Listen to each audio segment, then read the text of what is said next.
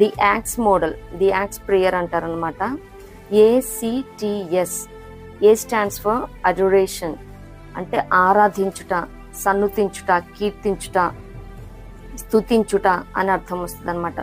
మరి 103 దావీదు కీర్తనలో చూస్తాం కదా, నా ప్రాణమ యెహోవాను సన్నుతించుము, నా అంతరంగమునున్న సమస్తమైన పరిశుద్ధ నామమును సన్నుతించుము.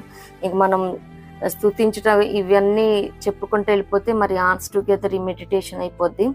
అండ్ సి చూసినట్లయితే కన్ఫెషన్, ఒప్పుకోవాలి.